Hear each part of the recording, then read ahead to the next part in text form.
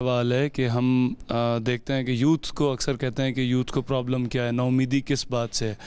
तो हम जब मीडिया की तरफ देखते हैं तो हर जगह हमें ऐसे प्रोग्राम्स मिलते हैं, ऐसी चीज़ें मिलते हैं जिससे और नाउमीदी का रुझान जो है ना वो आता है। इस बात तो हम इसको, आपको नहीं लगता कि ओवरकम करना चाहिए, कोई पॉजिटिव चीज़ें दिखाई जानी चाहिए जिससे यूथ उल्टा मोटिवेट हो और उसका ट्रस्ट बिल्ड हो। और जहाँ तक रियासत की बात है तो यूथ का मेन मसला बेरोज़गारी या इस तरह के मामलात हैं, लेकिन एक सबसे बड़ा मसला है मिसट्रस्ट का। हम जो जनरेशन जी है इसका रियासत के ऊपर ट्रस्ट जो है ना वो ख़त्म हो चुका है, क्योंकि हम देखते हैं कि हमारे जो लीडर्स आ रहे हैं वो हमारे वोट से नहीं आ रहे, वो जैसे आपने कहा कि कहीं और से डिसाइड होता है, इस तरह वाले मामला। तो आपका इस बारे में क्या कहना है? बहुत ही खूबसूरत सवाल है और बिल्कुल आखिर में आया है। आप कहते हैं कि होपलेसनेस, नाउमीदी पैदा करता है मीडिया। सो हमारे यहाँ एक दफ़ा बात हुई थी कि आप अच्छी रिपोर्टिंग करें एक महीना, तो आप देखिए कि किस तरीके से पॉजिटिव रिपोर्टिंग करेंगे तो मुल्क का माहौल बदल जाएगा। मीडिया का काम होता है वॉच डॉग का किरदार अदा करना। हुकूमत ये गलत कर रही है, ये मेरा प्रेफरेंस होनी चाहिए कि मैंने अपना प्रोग्राम इसके ऊपर करना है। अगर हर शाम बैठकर हम कहें कि आज बहुत ज़बरदस्त चीज़ें हुई और हुकूमत ने बड़े अच्छे फ़ैसले किए, तो हम कोई सर्विस नहीं कर रहे। मेरी तो ये ड्यूटी नहीं है, मैं तो ज़ाती तौर पे ये नहीं समझती। वो एक PR होती है और PR करना मीडिया का काम नहीं होता। PR के लिए और बहुत से लोग होते हैं। मीडिया का काम है कि क्रिटिकली एनालाइज करे कि हुकूमत ने ये जो चीज़ की है अगर अभी अच्छी लग भी रही है तो उसके कल को क्या नताइज होंगे। ये हमारी एक सोल ड्यूटी ये है। Fourth pillar of the state, आप में से किसी ने कहा था, that is a big duty. आईना दिखाना हमारा काम है और वो हम दिखाते हैं। भाई साहब वाइंड अप आप कर दीजिए। बहुत से सवाल हो गए। देखिए, एक तो आपने अपना पैगाम कैसे पहुंचाना है, आपने सवाल किया। सोशल मीडिया और कोई रास्ता नहीं है। हमने पाकिस्तान में सोशल मीडिया इतना डिजेनरेट हो गया है कि जिम्मेदारी का वहाँ कोई एहसास नहीं है, किसी की इज्जत महफूज नहीं है। दुनिया सब सोशल मीडिया यूज़ करती है, जो पाकिस्तान में हो रहा है दुनिया के किसी मुल्क में नहीं है। तो हमें ज़िम्मेदार बनना पड़ेगा।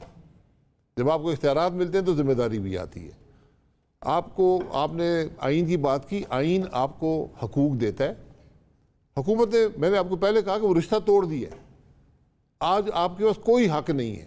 आर्टिकल 8 to 28 आइन का पढ़ लें, चैप्टर 1 है।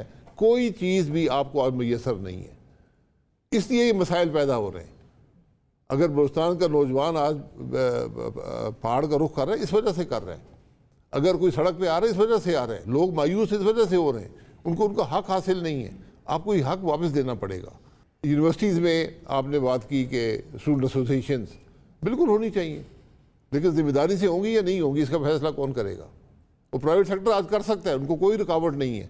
लेकिन जब इशू ये आ जाएगा, या तालीम मिलेगी, एसोसिएशन होगी, यूनियन होगी, तो फिर दोनों इकट्ठे नहीं चलते। बहुत खूब सर। लास्ट रियासत पे एतमाद, एक लाइन अगर आप। देखिए, मैं समझता हूँ कि जो यूथ की महरूमियाँ हैं, उनकी जो फ्रस्ट्रेशन है और उनकी जो तवक्कुआत हैं, उसमें कुछ चीज़ें डेफिनेटली, जैसा मैंने शुरू में कहा कि रियासत जो है और हुकूमत, उसकी ज़िम्मेदारी है कि वो उसका एहतराम भी करे, उसका एहसास भी करे, अपने अंदर एक अकाउंटेबिलिटी भी करे, अपने निज़ाम को, अपने फ़ैसलों को, अपने वसाइल को भी एक इर्तिक़ा के प्रोसेस से गुजारे।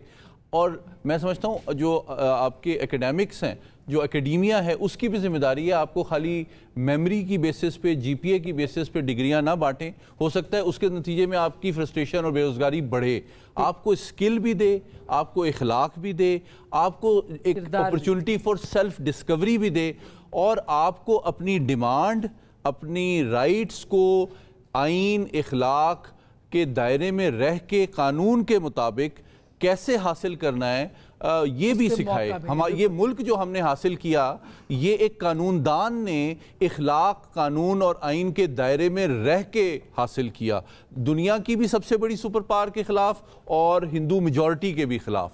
तो हमारे सामने तो ये एग्जाम्पल मौजूद है कि आप दुश्मनों को भी इखलाक, दलील और आइन और कानून के मुताबिक कायल करके अपने मफाद हासिल कर सकते हैं।